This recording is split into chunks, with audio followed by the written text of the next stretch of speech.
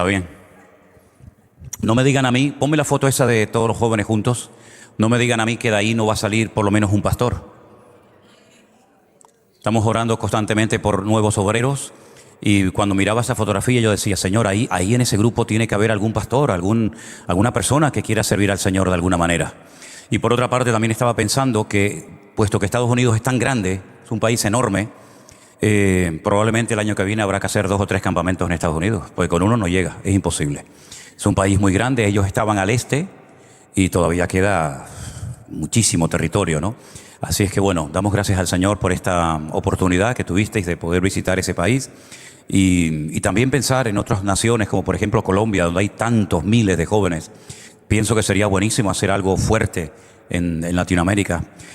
En fin, vamos a ver hasta dónde podemos llegar. Hermanos queridos, ahora vamos a pasar a otro apartado, a otro tema. Yo también quiero darle públicamente las gracias a todos ustedes porque sé que estuvieron orando por nuestro viaje a Israel. Nosotros fuimos a un país que está en guerra hace 7 meses y ahora cuando venía por el camino me encontré con una chica que de vez en cuando viene aquí a la iglesia, que es una de las vecinas, que me dijo que estuvo viendo todo lo que transmitíamos, los vídeos cortitos que hacíamos en Israel, y me preguntaba si no tuvimos miedo en ningún momento, si no nos sentimos con peligro. La verdad es que no. La verdad es que gracias al Señor en ningún momento ni el grupo ni nosotros tuvimos sensación de miedo, de peligro. Y mira que nos movimos, Estuvimos nada más llegar al aeropuerto de Tel Aviv y la gente venía con una ilusión tremenda, con unas ganas tremendas de conocer el país. De las 50 personas que llegaron al aeropuerto, solamente una no la dejaron pasar, la deportaron. Una chica de Colombia, nos dio mucha pena porque estuvimos allí esperando, pero bueno, por una serie de motivos no la dejaron pasar y claro, eso trajo una cierta tristeza al grupo porque es una hermana que había venido de Colombia y había con mucha ilusión y gastado su dinero y al final pues no la dejaron pasar. Algo así parecido a lo que le pasó a Anderson y a Silvia hace unos cuantos años atrás, ¿no? Bueno, entramos los 49 en el primer grupo. De ahí pues nos fuimos por toda la carretera de la costa, que es la que más seguridad nos ofrece. Llegamos a la ciudad de Tiberias. La ciudad de Tiberias es la capital de Galilea y allí estuvimos hospedados en un hotel 2 días, ¿vale? Visitamos, como siempre, en la zona de Tiberias el mismo lago. Navegamos por el mar de Galilea. Estuvimos en la ciudad de Capernaum, que era la ciudad donde Jesús fue después de que fuera echado. Recuerden que él nació en Belén de Judea, se crió en Nazaret, pero un día lo querían despeñar, lo querían matar en Nazaret y entonces él decide irse a Galilea y convierte la ciudad de Capernaum, un pequeño poblado de pescadores, en su cuartel general. Estuvimos allí con los hermanos, les explicamos todo lo que se ve allí, les enseñé la casa de la suegra, la casa de la suegra de Pedro, por donde fue descolgado aquel paralítico, ¿se acuerdan? Que dice que no cabían en la casa. Todavía todo eso se puede ver. Vieron el molino comunitario, el famoso molino que dice el Señor, 2 mujeres estarán moliendo en un molino, la una será tomada, la otra será dejada. Les enseñé cómo es ese molino. Bueno, estuvimos también en un lugar llamado Tajma, que es donde el Señor hizo la pesca milagrosa, una de las pescas milagrosas, y donde restauró a Pedro. ¿Se acuerdan que días atrás Pedro había negado al Señor y el Señor va a Galilea y allí les hace la famosa pregunta a los discípulos, ¿habéis pescado algo? Y la respuesta, ¿cuál fue? Toda la noche hemos intentado pescar y no hemos pescado absolutamente nada. Siempre digo allí, y lo quiero decir hoy aquí también, que me llama muchísimo la atención la respuesta de los discípulos. Toda la noche hemos intentado pescar y no hemos pescado nada. Toda la noche. Toda la noche. Unos días atrás el Señor les había pedido a varios de sus discípulos que oraran con Él 1 hora y se le quedaron dormidos. Qué cosas, ¿verdad?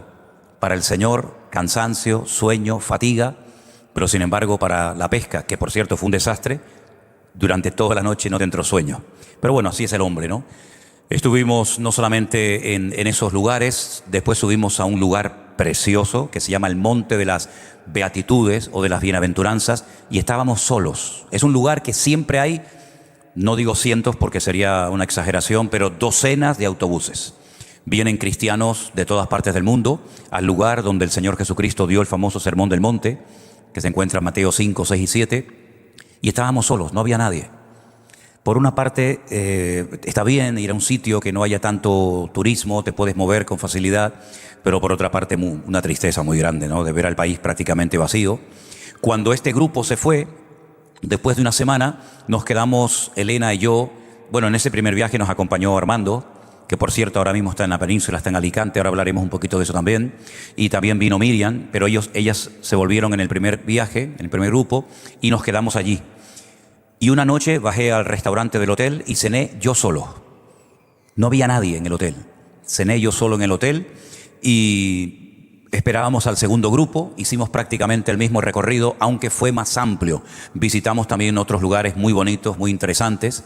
Y la verdad es que fue un tiempo extraordinario. Yo también quería ponerles algunas fotografías para que ustedes las vieran. Fotografías que íbamos sacando durante el camino, ¿no? Ya se ha sustituido la bicicleta por el camello. Antiguamente por esas calles se irían camellos, hoy en día van en bicicleta. Esta es una fotografía que la sacamos desde un lugar donde se ve al fondo la famosa cúpula de la roca, esa que es la cúpula dorada. Eso está en el lugar donde estuvo antiguamente el templo de Jerusalén y ahora estamos en Jerusalén Este. Vete pasándola según yo te vaya diciendo. Vuelve para atrás. Ese cementerio que ustedes ven delante es uno de los cementerios más antiguos del mundo. Ese es el famoso Valle de los Huesos Secos. Ustedes se acuerdan que Ezequiel estaba cautivo en Babilonia y el Señor le muestra un valle lleno de huesos secos. Ese es el cementerio y le hace una pregunta muy interesante. ¿Vivirán estos huesos? Y el profeta Ezequiel le dice, no lo sé, Señor. Dice, profetízales, háblales. Y todos resucitaron y volvieron a la vida. Allí al fondo, en el valle, se ve un pequeño barranco, un pequeño torrente, el famoso torrente del Cedrón. Y al fondo, pues ya sería el monte Moriah, que hoy en día está totalmente plano, pero que antiguamente, lógicamente, era una montaña donde Abraham subió a sacrificar a su hijo. Bajamos del monte de los Olivos caminando y nos dirigimos al huerto de Getsemaní. Pasa un poquito. Y esa fotografía es ya dentro del huerto de Getsemaní. Hay una carretera que parte del huerto de Getsemaní en dos, hay una parte que es pública para todo el mundo y hay una parte del huerto de Getsemaní que es, digamos, privada, donde estábamos nosotros y allí tuvimos un tiempo de oración y reflexionando en torno a lo que el Señor padeció esa noche, a lo que oró. Y bueno, creo que es un lugar también muy, muy interesante. Es un lugar que no sé por qué cuando vamos con los grupos hay gente que se quebranta, hay gente que empieza a llorar, ¿no? Pensando en todo lo que el Señor padeció esa noche. Fue en ese huerto donde dice la Biblia que vinieron a prender al maestro, donde Pedro se sacó la espada, ¿se acuerdan? Y le cortó la oreja al siervo del centurión. Fue en ese lugar donde dijo, Padre, pasa de mí esta copa, mas no se haga mi voluntad sino la tuya.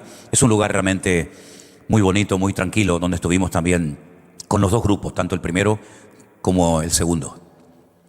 Ahí estamos bajo tierra, ahí estamos unos 20 metros aproximadamente bajo tierra. Ese es el lugar donde esa noche los romanos decidieron soltar a Barrabás en vez de al Señor Jesús.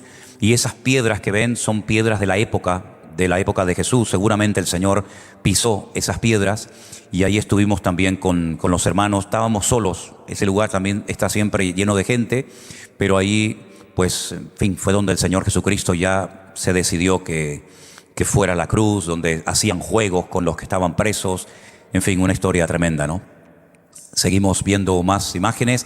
Estamos ya en el Jardín de la Tumba. El Jardín de la Tumba es la última visita que hacemos y ahí nos dejaron ese salón. Hay muchos salones, pero nos dejaron ese que es muy bonito. Y allí pues recordamos la muerte, la resurrección del Señor Jesús. Participamos siempre de la Santa Cena. Y no sé si era este el primer o el segundo grupo, pero bueno, estuvimos en el mismo salón, tanto con el primero como con el segundo grupo, ¿no? Adelante. Ahí tienen una imagen de las calles de Jerusalén.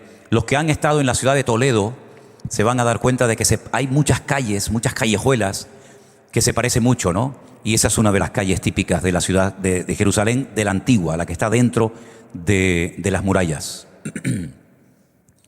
Ahí tienen la cúpula de la roca. Debajo de esa cúpula, que hoy en día no se puede entrar, antiguamente sí te dejaban entrar, hoy en día no, está una roca inmensa que fue el altar donde Abraham subió a sacrificar a su hijo. Hoy en día eso, digamos que está bajo la protección de Jordania, como uno de los 3 lugares más sagrados del Islam. Y esa cúpula, si se preguntan, efectivamente es de oro, ¿ve? Esa cúpula lleva siglos en ese lugar. y está encima del monte Moriah, y abajo, en la parte de abajo, estaría lo que se llama el muro de los lamentos, donde los judíos oran. Seguimos. Tenemos una imagen de la iglesia de las naciones que se encuentra en el huerto del Getsemaní, y enfrente ustedes pueden ver a lo lejos las murallas de Jerusalén, murallas que no tienen nada que ver con la época de Jesús. La ciudad de Jerusalén de la época de Jesús quedó totalmente destruida.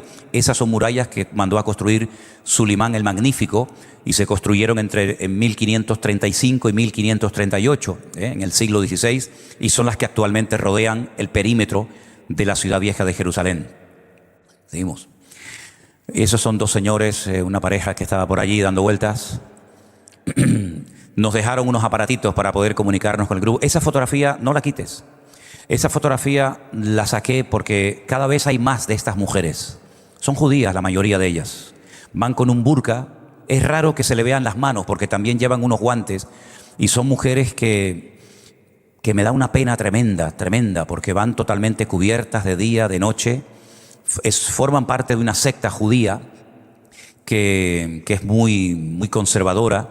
También hay algunas musulmanas que se visten así, pero hay un barrio que se llama el barrio de Mea Sharim, que significa el barrio de las 100 puertas, y es donde está esta secta judía que viven en la más extrema pobreza, se dedican a pedir por las calles, y es una lástima ver a esas mujeres, ¿no? Que no se les ve prácticamente nada. Es raro, ya digo, que se le vean las manos porque generalmente también las llevan tapadas.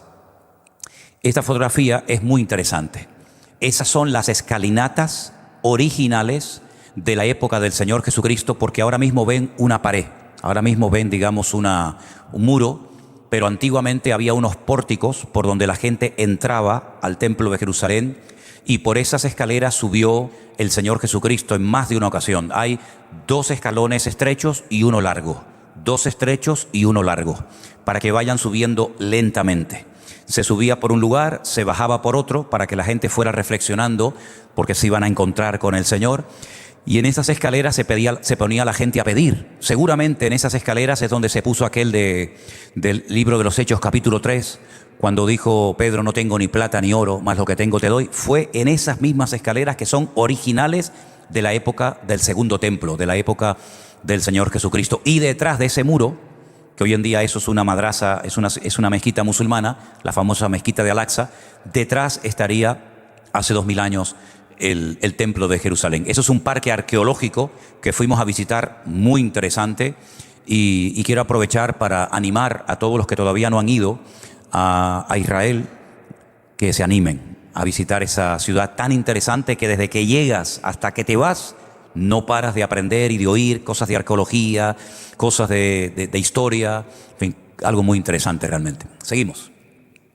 Bueno, ahí estamos navegando en el mar de Galilea, ¿sí? El dueño de ese barco es un hermano nuestro en la fe. En este caso creo que era, si no me equivoco, Daniel. Tanto el primer barco como el segundo que cogimos, los 2 capitanes son creyentes y utilizan ese barco para llevar a dar un paseo a los hermanos, a la gente que quiera viajar.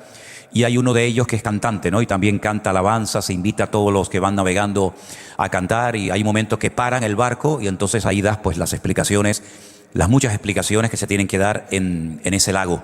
Explicamos dónde están los altos del Golán, dónde vivía María Magdalena, explicamos la zona del endemoniado Gadareno, y hay muchas cosas que explicar en ese lago. Dicho sea de paso, se lanzó la red, pero como siempre salió vacía, porque es una red como, entre comillas, de juguete, ¿no? Pero bueno, también tuvimos la oportunidad de comer el pez de San Pedro, que es el pez que se pesca ahí. Vale, seguimos. Estamos ya en una ciudad muy, muy importante para nosotros los cristianos, porque ahí, en esa ciudad de Cesarea, la Marítima, no la confundan con Cesarea de Filipo, ahí nació la iglesia gentil. Recuerden que fue en Jerusalén en el día de Pentecostés, según el relato de Hechos capítulo 2, que nació la iglesia, pero todos los que estaban allá adentro, todos los que se convirtieron ese día, todos eran judíos. Ahí no había gentiles. Pero a esa ciudad donde vivía Cornelio, fue donde el apóstol Pedro fue a predicar por primera vez a un grupo de gente no judía. Y dice la Biblia que allí el Señor derramó de su Espíritu Santo y allí nació la iglesia gentil. En esa ciudad de Cesarea también estuvo Pablo, en la casa de un tal Felipe, ¿se acuerdan? Que era diácono de la iglesia primitiva. De ahí fue llevado preso a Roma. Ahí en esa ciudad también estuvo el profeta Agabo, que tiene que ver mucho con el ministerio del apóstol Pablo. Es una ciudad muy interesante. Y ahí hay un anfiteatro que es donde los romanos que estaban afincados pues se entretenían. No solamente hay ese teatro, sino que después había otras diversiones también. Eso es Cesarea. ¿Ven el mar que se ve al fondo? Ese es el mar Mediterráneo. Ahí es donde empieza o termina el Mediterráneo, según cómo se mire. Si empieza ahí, termina en España, en el estrecho de Gibraltar. O empieza o termina, según cómo se vea. Seguimos. Ahí estamos preparándonos para hacer bautismos. Es el río Jordán, un lugar muy bonito que ha sido preparado, que ha sido diseñado específicamente para hacer bautismos. Eso siempre está lleno de cientos de hermanos que vienen de todas partes del mundo para ser bautizados en las aguas del río Jordán. Nosotros prácticamente estábamos solos. Al fondo había 3 o 4 personas de otro grupo o de otra iglesia y tuvimos bautismos tanto con el primer grupo como con el segundo. Gracias al Señor el agua estaba calentita, ahí estamos bautizando y bueno, gracias a Dios no estaban mis amigas las ratas gigantes del Jordán también. Este creo que fue el segundo grupo porque creo que fue el grupo que más gente se bautizó y ahí están todas las hermanas y algún hermano también que se bautizó en el río Jordán. Les hacía muchísima ilusión y tuvimos un día muy, muy bonito. Eso fue lo primero que hicimos, nada más levantarnos por la mañana. Y ahí ya comenzamos el tour, el recorrido de ese día. Seguimos. ¿Estamos dónde? Ahora, sí. Estamos en el Monte de las Bienaventuranzas. De ahí del bautismo nos fuimos al Monte de las Bienaventuranzas. Es un sitio, digamos, preparado por la Iglesia Católica y hay diferentes lugares para sentarnos y compartir la palabra y para orar.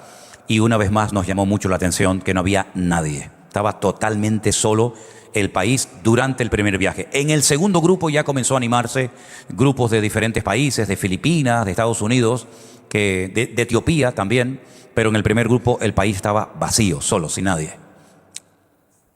Esas son las gradas del hipódromo. También había un hipódromo muy grande en Cesarea la Marítima y ese es parte del grupo que nos hicimos una foto ahí para el recuerdo, ¿verdad?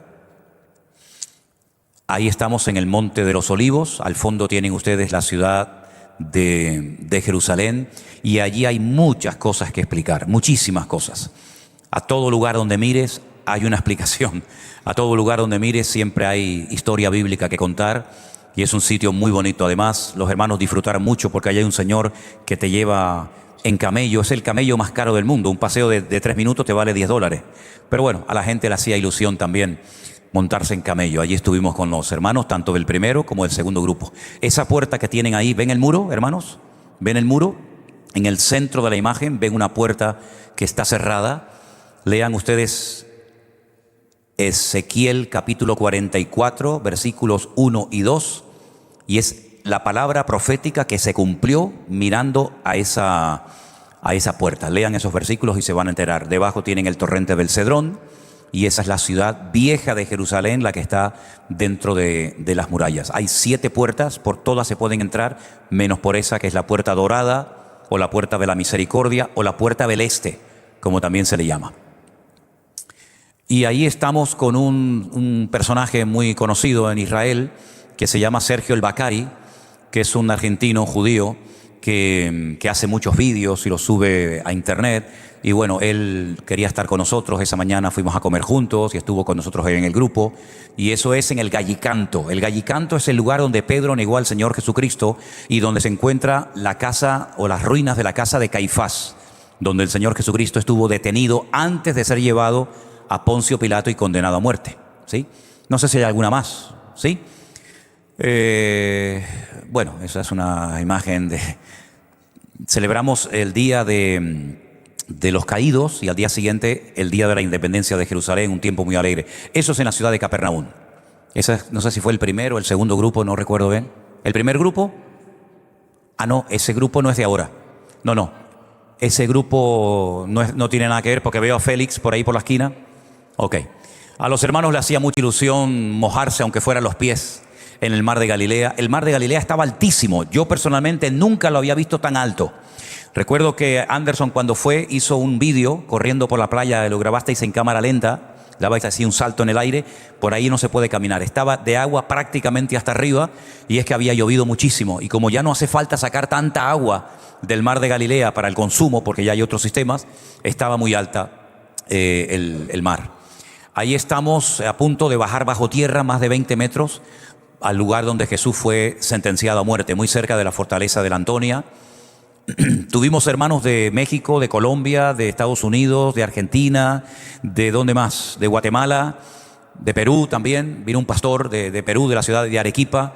Es una maravilla el ambiente que se crea, que se forma. Hermanos que no se han visto en la vida, hermanos que no se conocían y durante esa semana hay un amor y de verdad que fue un tiempo muy hermoso, un tiempo muy bonito entre todos los hermanos. Se fueron todos muy, muy contentos, se fueron todos muy bendecidos. Y ya no hay más. Me pone aquí un cartel que dice que ya no hay más. Bueno, gloria a Dios. Damos gracias al Señor. Amén, hermanos. Fuertes aplausos a Él. Amén. Amén. Quiero llevarles al Salmo 83, porque la situación que está viviendo Israel en este momento es una situación única. Nunca en los 76 años de historia del Estado moderno de Israel, nunca se había presentado una situación como la que estaba viviendo el país en este momento. Recuerden que desde el día 7 de octubre del año pasado han ocurrido y siguen ocurriendo cosas tremendas, y todo esto está escrito en la palabra de Dios. Dice la Biblia que cuando venga el fuego de prueba no nos tiene que sorprender nada en absoluto, porque todo está escrito, todo está estipulado por el Señor en su palabra. Lo único que tenemos que hacer es leer la Biblia, escudriñar las Escrituras, porque en ellas vamos a encontrar las respuestas a muchas de las cosas que están ocurriendo. Este salmo que vamos a leer en esta noche, el 83, lo escribió un tal Asaf. No es un salmo de David, es un salmo de Asaf, un músico, una persona que componía canciones. De hecho, encima del capítulo 83 pone cántico, salmo de Asaf. Luego, lo que se hacía y lo que se hace es cantar más que leer este salmo. Nosotros no lo vamos a cantar, nosotros lo vamos a leer. Pero parece que está describiendo la situación actual de Israel. Y es un salmo que tiene miles de años de antigüedad. Sin embargo, van a encontrar cosas muy parecidas a la que está pasando a Israel en este momento. Empiezo leyendo por el versículo 1 y dice así la palabra del Señor. Lo podemos poner en la pantalla, ahí lo tenemos. Oh Dios, no guardes silencio. No calles, oh Dios, ni estés quieto. Porque aquí rugen tus enemigos y los que te aborrecen alzan cabeza. Contra tu pueblo han consultado astuta y secretamente y han entrado en consejo contra tus protegidos. Han dicho: venid y destruyámoslos para que no sean nación y no haya más memoria del nombre de Israel. Porque se confabulan de corazón a una, contra ti han hecho alianza. Las tiendas de los edomitas y de los ismaelitas, Moab y los agarenos, Jebal, Amón y Amalec, los filisteos y los habitantes de Tiro, también el asirio se ha juntado con ellos, sirven de brazo a los hijos de Lot. Hazles como a Madián, como a Sísara, como a Javín en el arroyo del Cisón, que perecieron en Endor y fueron hechos como estiércol para la tierra. Pon a sus capitanes como a Oreb y como a Zeeb, como a Zeba y a Zalmuna, a todos sus príncipes que han dicho: heredemos para nosotros las moradas de Dios. Dios mío, ponlos como torbellinos, como hojarascas delante del viento, como fuego que quema el monte, como llama que abrasa el bosque. Persíguelos así con tu tempestad y atérralos con tu torbellino. Llena sus rostros de vergüenza y busquen tu nombre, oh Dios. Sean afrentados y turbados para siempre, sean deshonrados y perezcan, y conozcan que tu nombre es Jehová, y tú solo Altísimo sobre toda la tierra. ¿Cuántos dicen amén? Desde siempre, siempre el hombre intentó destruir al pueblo de Israel, al pueblo de Dios. Y aunque estos enemigos que aquí se nombran, Moab, Jebal, Amoc, Amalek, los ismaelitas, edomitas, filisteos, etc., eran enemigos y se peleaban entre ellos, se juntan cuando tienen un enemigo en común. Aunque luego se matan entre ellos, ¿verdad?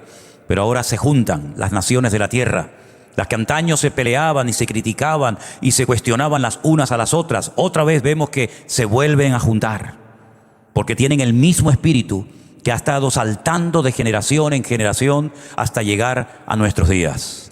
Y hay eslogan y hay lemas que se han hecho famosos en las universidades, en las calles, en las escuelas, en todas partes, reclamando que toda Palestina, ¿verdad?, desde el río hasta el mar, tiene que ser para un solo pueblo, ¿verdad? Aunque después maticen, aunque después quieran corregir el error que han cometido. Pero sea como sea, Israel se está viendo cada vez más solo. Hay más de 140 países en el mundo, incluido, para vergüenza nuestra, España también, con su presidente a la cabeza, que ellos unilateralmente, olvidando los grandes problemas que tienen en casa y olvidando el país que lideran, que para eso fueron elegidos, no para gobernar y para decirle a los demás lo que tienen que hacer, sino para arreglar los problemas que tenemos en casa, pues son capaces de dar soluciones y de dar consejos y de hacer cosas para solucionar problemas que nadie, ningún político, ninguna nación de la tierra, ni todo el mundo entero tiene la capacidad de arreglar, sino solamente el Señor cuando Él venga en su segunda venida. Piensan que con sus acuerdos, con sus declaraciones y con todo lo que hacen ya van a solucionar. Ya la semana que viene o dentro de un año todo se va a solucionar, todo va a volver a la normalidad. Pero se olvidan que desde el río hasta el mar, en ese territorio, en esa anchura y en esa longitud, hay 13 millones de personas. Que solamente un 20% no son judíos. Y hay etnias que también tienen su ciudadanía israelí, como por ejemplo los beduinos, como por ejemplo los drusos, ¿verdad?, y otras minorías. ¿Y qué hacemos con esos millones de personas?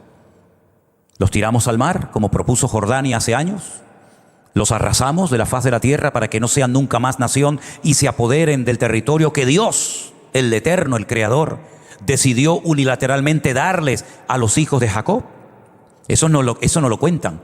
Solamente cuentan lo que les gustaría que sucediera, pero subliminalmente, indirectamente, pasan por alto que en ese país, repito, hay 13 millones de personas, de los cuales la inmensa mayoría son judíos. ¿A dónde van si nadie los quiere? No los quieren en Europa, en ninguna parte.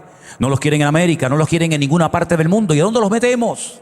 Bueno, pues ellos tendrán que dar respuestas, ya que son tan sabios y tan inteligentes en sus argumentos y en sus declaraciones, ¿verdad? Pero vemos que nuevamente se vuelve a repetir lo del Salmo 83. Y estamos en el 2024, estamos en pleno siglo XXI y todavía se sigue hablando de ese pequeño pueblo, el único país, el único estado del mundo que pertenece a Israel. Sin embargo, hay 1.000 millones de musulmanes, 1.000 millones de árabes, con docenas de países, con millones y millones de kilómetros cuadrados, países con recursos tremendos que no tiene nadie más que ellos, pero sin embargo se empeñan en que ese pequeño territorio tiene que volver a ser recuperado, porque el Islam, la causa del Islam, dice que todo territorio que en su época perteneció a ellos tiene que volver a ser recuperado para que la gloria de Alá no fenezca. Y es interesante ver cómo el mundo espiritual está cambiando de una forma tremenda, y personas que no saben ni dónde está ese país y cómo son esa gente y qué costumbres tienen y por qué están allí y cómo llegaron allí, etcétera, etcétera, son capaces de hablar sin argumentos, sin ninguna idea, se suman a la masa, creyendo que la masa, creyendo que la mayoría tiene la razón, y no siempre la mayoría tiene la razón. Amén, hermanos. Y les voy a poner un ejemplo bíblico para que ustedes vean cómo a veces la mayoría se equivoca. La Biblia dice que cuando llegaron a la frontera de la tierra prometida, de Canaán, como se llamaba en aquel entonces, Moisés no pudo entrar. Pero la palabra de Dios nos dice que 40 años más tarde, ¿verdad?, lograron entrar con Josué. Pero hay una situación, hay un pasaje en la Biblia muy interesante, donde Moisés envía exploradores para que reconozcan la tierra, para que cuando retornen informen al pueblo de cómo es el país, puesto que ellos no lo conocían. No había enciclopedias, no había internet, no había redes sociales, no había mapas, no había fotografía. Había un desconocimiento total de cómo era la tierra que Dios les había prometido a sus antepasados, Abraham, Isaac y Jacob. Ellos querían ver si la tierra tenía agua o no, porque ellos venían de un país que siempre tiene agua.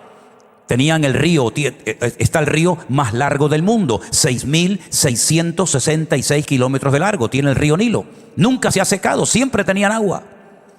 Venían de un país que conocían perfectamente, donde habían vivido 400 años ellos y sus antepasados. Pero Canaán, ¿cómo es Canaán?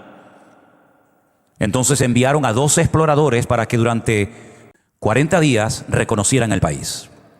Cuando regresaron estas personas, uno de cada tribu de las tribus de Israel, 10 de ellos, repito, 10 de ellos, la mayoría, dieron un informe pésimo. Y todo el pueblo se puso a llorar y a lamentar. Y comenzaron a decir tonterías. Y comenzaron a decir, volvamos a Egipto, porque la tierra dice que traga a sus moradores, lo cual era mentira. Porque nosotros nos veíamos como langostas y la gente era como gigantes enormes. Y solamente 2 de ellos, ustedes conocen bien la historia, ¿verdad?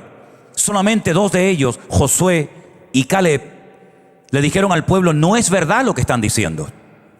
Hombre, la tierra no va a ser fácil conquistarla. Pero uno de ellos dijo, los comeremos como si fueran pan, porque con nosotros está el brazo del Señor. Ellos invocan a dioses muertos. Nosotros tenemos al Dios vivo y verdadero. Y esa tierra Dios nos la ha prometido. Por lo tanto, subamos y conquistemos la tierra. Pero la Biblia dice que la gente le hizo caso a la mayoría. Y en este caso, la mayoría estaba totalmente equivocada. La palabra de Dios nos dice que lloraron toda la noche, quejándose y hablando mal de la tierra prometida. Y el Señor los castigó a 1 año por día. 40 días estuvisteis reconociendo la tierra, 40 años estaréis dando vueltas y vueltas y vueltas en el desierto. Hasta que toda esta generación mayor de 20 años para arriba perezcan en el desierto y el Señor levante una nueva generación, ¿verdad? Sin esos prejuicios, sin esos miedos que ustedes han tenido durante estos años y logren entrar a la tierra prometida. De todas aquellas personas, solamente 2 sobrevivieron que habían salido de Egipto. Claro, ya eran ancianos, ya eran personas de una edad muy avanzada, Josué y Caleb. La Biblia nos enseña que cuando van a entrar a la tierra prometida, Caleb le dice al que está ocupando el puesto de Moisés, yo quiero mi parte, yo quiero la porción que me corresponde y quiero el lugar que yo pisé cuando era joven. Hace 40 años atrás yo entré como uno de los exploradores de la tierra y yo pisé un monte, y ese monte es el monte Hebrón, donde ya estaba enterrado Abraham, Isaac y Jacob. Y yo quiero ese monte para mí y para mi descendencia. Le dicen, en ese monte viven los gigantes, los hijos de Anac, pero también estaban los gigantes de la fe. Y ese es el monte que él quería y conquistó para la gloria del Señor, como heredad perpetua, ¿verdad? Así que no siempre la mayoría tiene la razón. Y nosotros cada vez vamos a sentirnos minoría en medio de una gran masa de mayoría que no quieren hacer caso a la palabra de Dios.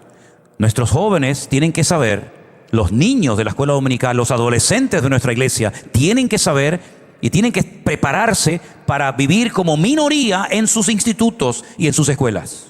Y tú tienes que mentalizarte y prepararte adecuadamente espiritualmente para que aprendas a vivir como cristiano en minoría en tu puesto de trabajo y en tu familia y en todo lugar donde vayas.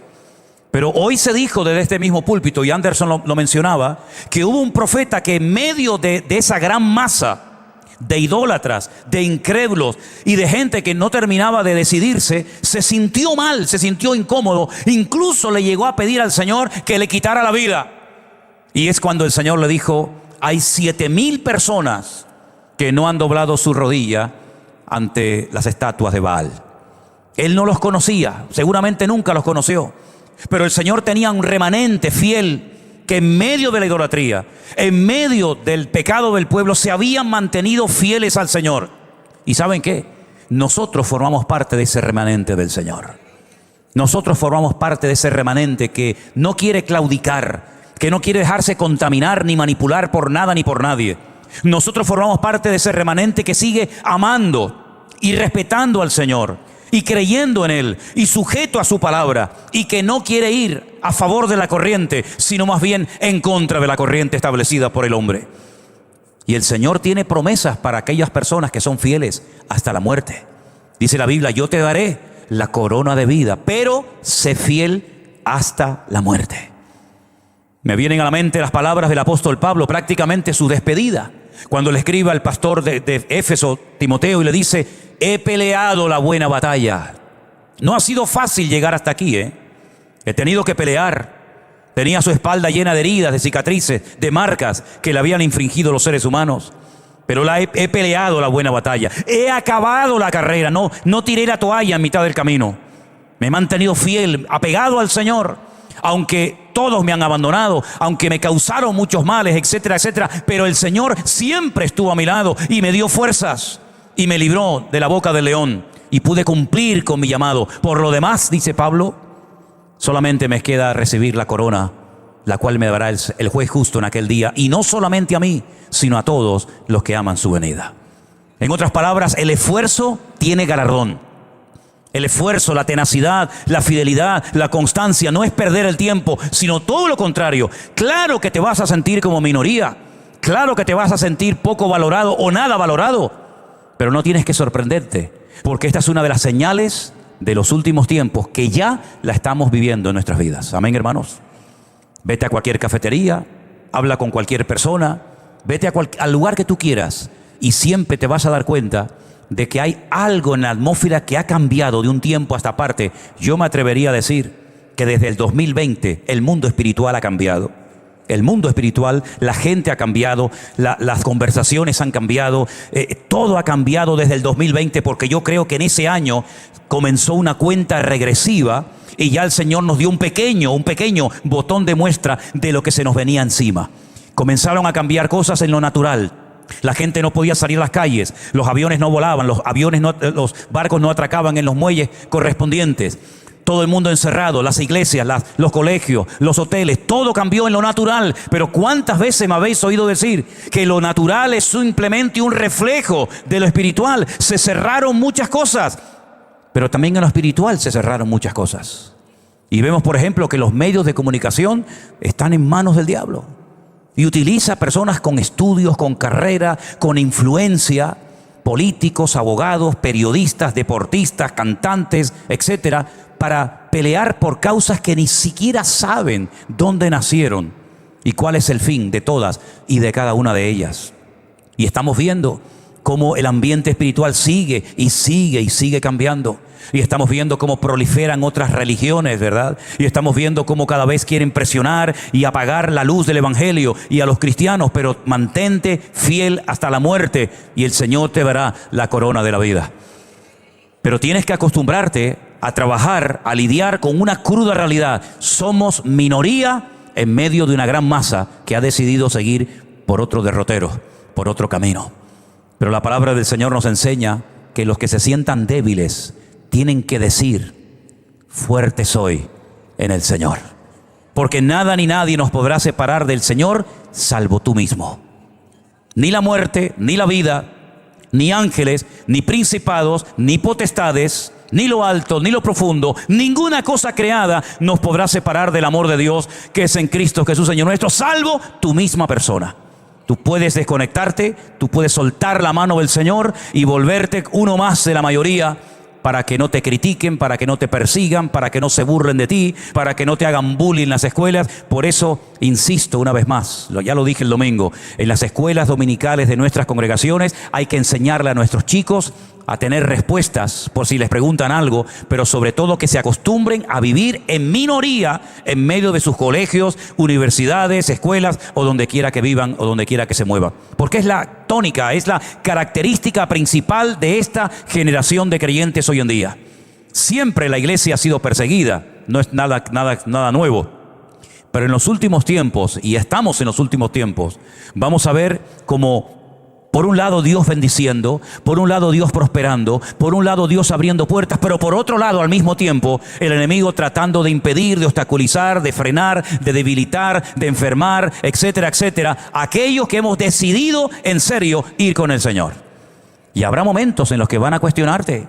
Incluso llegará el momento en el que te digan: con esa religión no te voy a contratar en este puesto de trabajo. ¿Qué te parece? Y habrá momentos, y si no, al tiempo, en los que, como a Elena le pasó en su época, le dijeron: ay, no, lo sentimos mucho, evangélicos no queremos en este puesto de trabajo. Buscamos otro perfil de persona. Ya ha pasado en España, no es nada nuevo. Y probablemente habrá momentos, como por ejemplo está pasando en grandes universidades de lujo, donde estudian gente de un nivel económico tremendo, que les están diciendo: ustedes no pueden entrar a estudiar a estas universidades a partir de ahora. Y uno dice: ¿cómo es posible que esas cosas vuelvan a ocurrir en el siglo XXI? Porque antes era uno contra todos, ¿se acuerdan? Hace muchos años, ¿verdad? Uno contra todos. Ahora se ha dado la vuelta a la tortilla y ahora son todos contra uno. Pero ahí vamos a ver la gloria del Señor, porque nunca he visto a Israel tan sacudido en estos más de 20 años que llevo viajando y conocemos a muchos hermanos. Nunca he visto a la gente tan sacudida. Desen cuenta de que muchos han perdido amigos, abuelos, primos, sobrinos, nietos, hijos, con todo este conflicto. No solamente lo que pasó el día 7 de octubre, sino después. Una de las cosas que me gusta hacer, y lo hemos hecho con el primer grupo y con el segundo, es invitar a hermanos de Israel, sobre todo de Jerusalén, que vengan al hotel y en un salón que nos prestan, que den testimonio, que saluden a los hermanos, que cuenten cómo está la situación de la obra. Y esto es muy bonito para los que están en el grupo, conocer a hermanos de allí, oír sus testimonios, oír cómo hay hermanas que tienen a uno y a dos y a todos sus hijos en el ejército, orando todos los días por ellos, porque en cualquier momento, Dios nos lo permita, les puede llegar la noticia de que su hijo o su hija ha fallecido, ¿verdad? Y después hay un momento de donde se abrazan y se saludan los hermanos. Y es maravilloso ver a los hermanos que viajan, cómo saludan a los hermanos de allí, y los hermanos de allí agradecen, ¿verdad? Cómo vamos a levantarles el ánimo, a darles un abrazo, a cantar, a orar junto con ellos. Y es un tiempo realmente extraordinario. Pero una mañana salimos a dar una vuelta, teníamos ese día libre, ya el grupo se había ido, estábamos esperando al segundo grupo y fuimos a diferentes lugares, una cafetería, una tienda, etcétera.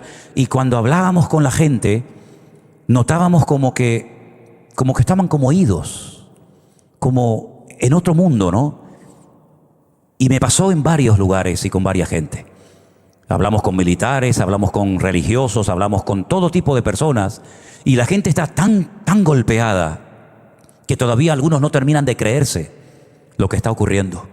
¿Cómo es posible que hayan llevado niños pequeñitos, bebés, secuestrados, ancianos, familias enteras, con lo que eso implica? Estar 7 meses bajo tierra, con mala alimentación, con un ambiente húmedo, frío, ¿verdad? Es tremendo las cosas que están sucediendo en aquel lugar. Y las iglesias están orando. Y nosotros tenemos ahora que apoyar a nuestros hermanos más que nunca. Amén, hermanos. Como nos gustaría que oraran por nosotros si estuviéramos en semejante situación. Y cada vez se va como perdiendo la esperanza de que aquellas personas que fueron secuestradas hace ya más de 7 meses, ¿cuántos quedan con vida hoy en día? ¿Cuántos quedan con vida? Y cada vez se van descubriendo más cosas y auténticas autopistas por donde viajan camiones y coches llevando comida y contrabando de muchas cosas que han permitido desde el 2005 que salió Israel de la Franja de Gaza, estar armados hasta los dientes. Y uno se pregunta cómo es posible que todavía tengan tanto armamento y tantas cosas que todavía siguen utilizando. Yo tengo una aplicación, se llama el Seba Adon, que cada vez que lanzan un misil me suena, y todavía siguen lanzando cada día y más y más y más y más cohetes. Es increíble, hermano, la situación espiritual de Israel. Y a Israel le va a pasar lo que la Biblia dice, que se va a ver más solo que la una. Y le van a atacar por tierra, por mar y por aire. Y la pregunta es, ¿qué es lo que Dios pretende con todo esto? ¿Cuál va a ser el fin de todo esto? Hay varios objetivos. Número 1, y el principal de todos, que Israel reconozca que Jesús es el Mesías. Si ahora mismo todo Israel, desde el presidente, y estuvimos a punto, porque tenemos una hermana en la fe que su marido trabaja en la casa del presidente, no del primer ministro, del presidente de Israel, y estuvimos a punto, no nos dio tiempo de ir a visitar al presidente de Israel, probablemente lo haremos en la próxima ocasión. Estuvimos a punto de ir allí y, si nos permite, incluso orar por él, ¿verdad? Cosa que hemos hecho por otras personas.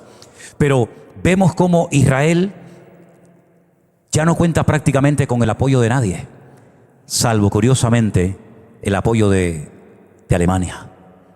Alemania se está portando de maravilla con el pueblo de Israel.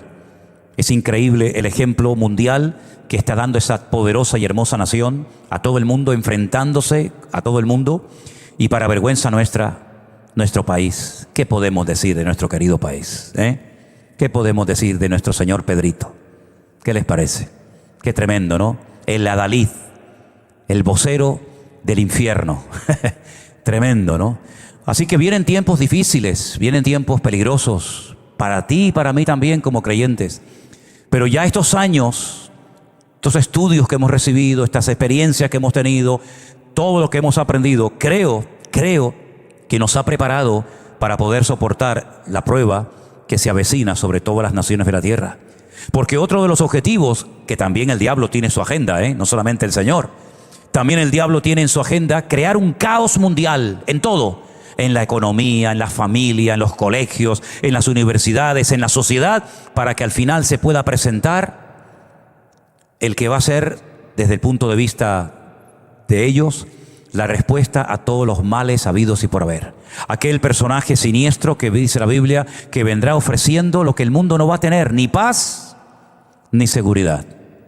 Y todos sabemos cómo va a empezar esto, y de dónde va a venir, y cuánto tiempo va a estar, y cómo va a hacer guerra a todas las religiones del mundo, y cómo se va a reconstruir el tercer templo de Jerusalén. Es que tenemos tanta información que no hay excusa para no mantenernos firmes en este tiempo al Señor, hermanos. Porque tenemos más información de la que necesitaríamos para vivir en victoria. Y ese personaje está pronto a levantarse, no le quepa la menor duda, porque el mundo no aguanta más. Porque el mundo se ha puesto patas arriba, al revés, donde lo malo es bueno, lo bueno es malo, lo dulce es salado, lo salado es dulce, y vemos cómo ya el sentido común ha desaparecido, ya no hay principio, ya no hay moral, ya no hay nada. Y personas de la banderita de colores son capaces de defender a un grupo de personas que, si pudieran, acabarían con ellos en 5 minutos, porque lo dicen muy claramente. Así que, mis hermanos queridos, vivimos en un mundo de confusión, en un mundo donde va a ser sacudido de una forma tremenda, pero donde vamos a ver cada día más y más la manifestación del poder de Dios. ¿Y en qué me baso? ¿En un sentimiento? ¿En una emoción? Yo no me muevo así. Yo me baso en la Escritura, en la palabra de Dios, que dice que donde abunda el pecado, sobreabunda la gracia del Señor. Y cada vez vemos que el pecado abunda y abunda y abunda, pues vamos a tener necesidad de volver a ver milagros y señales y prodigios, porque así nació la iglesia y así terminará el pueblo del Señor, en un mover del Señor espectacular, donde vamos a ver que cada día el Señor nos guarda y nos bendice y nos abre puertas cada vez más grandes para la predicación del Evangelio. Amén, hermanos. Aprovechemos el tiempo, hermanos. Háblale a tu compañero de trabajo, a tu vecino, a esa señora, a ese amigo que ves todos los días, al que no conoces. ¿Qué dije el domingo? 15 minutos al día. Sales a la calle. Señor, úsame. No sé con quién tengo que hablar, no sé si tengo que ir a la derecha o a la izquierda, pero en cuanto salgas del portal de tu casa, ¿me estáis oyendo? En cuanto salgas del portal de tu casa, Señor, te pido en el nombre de Jesús que me uses y que me sorprendas. Y te voy a contar lo que me pasó el lunes, porque esto lo dije el domingo y yo el lunes lo puse en práctica. Salí a tirar la basura, como un buen marido que soy. Salí a tirar la basura, y cuando salí del portal dije: Señor, úsame. Yo dije el domingo a los hermanos que estuviéramos atentos a lo que el Señor tenga preparado, y te pido que me uses. Y nada, era nada de aquí al cubo de basura y volver. Pero cuando voy al cubo de basura, de repente oigo que alguien me dice: Shalom, pastor. Upa, cuando me dicen Shalom, me brotó el corazón y miré, y era una hermana de Haifa, de Israel, que ha estado en varias ocasiones aquí en nuestra iglesia, nuestra hermana Judith, que estaba pasando unos días en Tenerife y le estaba hablando del Señor a otra persona que estaba sentada en un banco en la placita de aquí cerca de Tomecano. Y estuve hablando con ella y tal.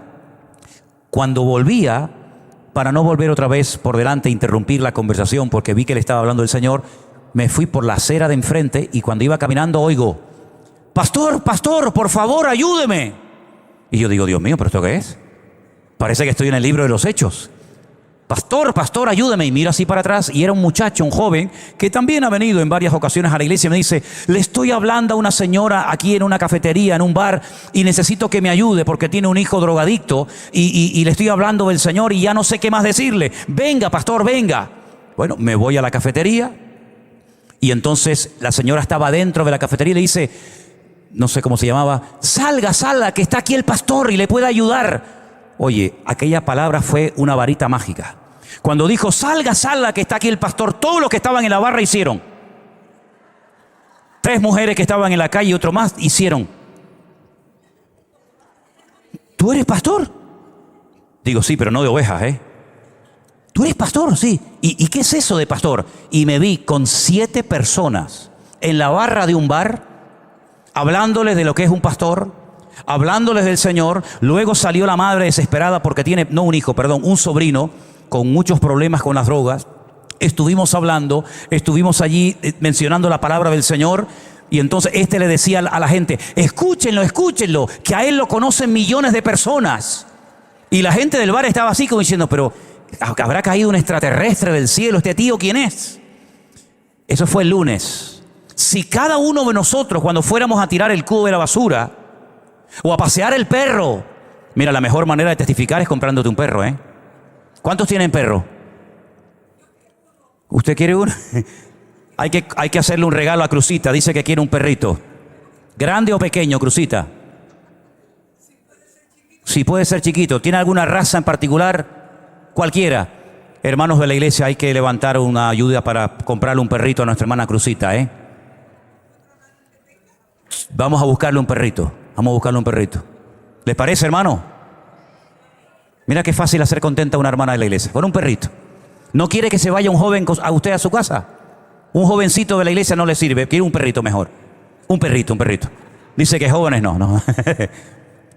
Si cada uno de nosotros saliéramos a la calle con esa expectativa, Señor, úsame, no sé a dónde voy para allá, capaz que es este que me viene, capaz que es aquel que está sentado, no lo sé, Señor, pero que algo suceda, Señor. Te vas a llevar tantas sorpresas que vas a decir, Dios mío, ¿por qué no hice esto antes? ¿Por qué no he practicado esto antes? Yo quiero que tengas esta ilusión y que lo pongas en práctica y te vas a llevar muchas sorpresas agradables. Y si al final de la conversación con tu amigo, con tu vecino, con tus parientes o con quien sea, le puedes decir, oye, ¿quieres que terminemos esta reunión, esta conversación? ¿Me dejas orar por ti? Imagínate las sorpresas que te puede llevar si cada uno de nosotros ponemos en práctica esto. Hermanos queridos, somos la sal de la tierra. ¿Qué era la sal en aquel tiempo? Algo que servía como antídoto para frenar la descomposición de la carne y de los pescados. No había hielo, no había frigoríficos, no había neveras. La única manera de conservar la carne y el pescado que se pescaba durante largo tiempo era salándolo. Nosotros podemos todavía hacer muchas cosas para esta sociedad. Y somos la luz. ¿Para qué es la luz? Para iluminar en medio de las tinieblas. Es que no vemos que España está en tinieblas. Es que no vemos que el mundo necesita gente que brille, que sean diferentes, que no hablen igual, que no piensen igual que los demás, que actúen diferente. Es que no lo vemos. Pues hermanos, aprovechemos las ocasiones y nos vamos a llevar agradables sorpresas. ¿Cuántos dicen amén? Cierra tus ojos ahí donde estás en esta tarde y dile al Señor, Señor, yo lo quiero hacer, Señor. Tal vez nunca lo has hecho. Tal vez nunca te has atrevido a decir, Señor, quiero hablarle a alguien nuevo de la calle, pero no sé cómo hacerlo. Tú ora al Señor y ya verás cómo el Señor te va a sorprender. ¿Te acuerdas, Felipe, el diácono de la iglesia primitiva? Estaba muy ocupado en sus cosas, hasta que un día el Señor le dijo, ve al desierto, Felipe. Ve al desierto, aunque no entiendas nada, tú obedéceme, ve al desierto. Y había uno solito, que se lo encontró leyendo la Biblia. Se lo encontró leyendo una porción del profeta Isaías, capítulo 53. El hombre leía y no entendía nada, el pobrecito. Y Felipe, utilizando una simple pregunta, le dice, amigo, ¿entiendes lo que estás leyendo? Y le dice el etíope, ¿y cómo voy a entender esto si alguien no me lo explica? El Señor sabía que iba leyendo montado en su carro una porción del libro del profeta Isaías. El Señor lo veía y mandó a Felipe el obediente Y Felipe le testificó y le habló, y más tarde lo bautizó y siguió gozoso su camino. Hay personas que vemos hoy en el barrio que probablemente antes de que termine el año morirán y ya no estarán entre nosotros. Y será ya demasiado tarde ir a hablarles del Señor y de su palabra. Aproveche la oportunidad que se le presente antes de que esa persona nunca más vuelva a saberlo. Ese tío enfermo, esa abuela, ese sobrino, ese nieto, ese amigo, ese compañero de trabajo que seguramente está pasando una tragedia familiar y necesita de un brazo, necesita de una llamada, necesita de alguien que le diga: déjame orar por ti, para que el Santo de Israel consuele tu alma, cual bálsamo. Somos seres humanos frágiles y débiles, y todos necesitamos en un momento puntual una palabra de aliento, como aquel que dijo: Lázaro, sal fuera. O como aquel que dijo: levántate, toma tu lecho y anda. O como aquel que dijo: yo soy el pan de vida, el camino, la verdad y la vida. Y tantas cosas más, ¿verdad? Señor, abre nuestras bocas para que hablemos de ti, para que hablemos y no callemos en esta hora de la historia. Y oramos por la situación del pueblo de Israel, por nuestros hermanos, las iglesias, los pastores que conocemos, nuestros hermanos que están pasando momentos de presión tremendos. Oramos para que tú traigas consuelo a sus almas. Oramos, Señor, para que traigas paz a sus corazones y guardes a todos esos muchachos de iglesias, jóvenes, que están ahora mismo en el servicio militar, en el ejército. Actúa por amor a tu nombre y no calles, Señor. Actúa por amor a tu nombre, Señor, y no calles. Tú miras, Señor, las naciones, cómo se unen entre sí para ir en contra de tus escogidos. Pero yo te pido, Señor, que una vez más desbarates las maquinaciones del diablo. Permítenos ver tu gloria en medio de los tiempos, Señor. Que ese pueblo se humille y reconozca que tú eres el único que les puedes salvar la vida y abrir las puertas, Señor. Aleluya. Gracias por tu presencia, Señor. Te alabamos y te adoramos. Ayúdanos, Señor. Ayúdanos, Señor. Aleluya. Gracias. Santo eres tú, Señor. Santo eres tú, Señor. Cántelo conmigo en esta noche. Santo eres tú, Señor. Santo eres tú, Señor. Una vez más. Santo eres tú, Señor. Santo eres tú, Señor. Santo eres tú, Señor. Amén. Santo eres tú, Señor. Y enséñame a vivir en santidad.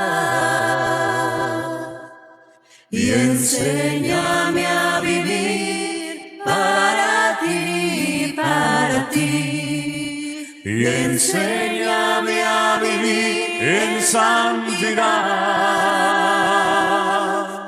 Y enséñame a vivir para ti, para ti. Santo, vamos. Santo eres tú, Señor. Señor. Sí, Señor, tú eres santo. Santo eres tú, Señor.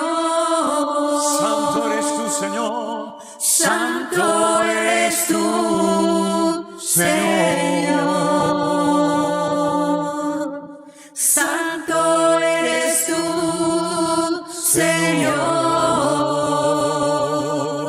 Y enséñame a vivir en santidad. y enséñame a vivir para ti, para ti. Y enséñame a vivir en santidad.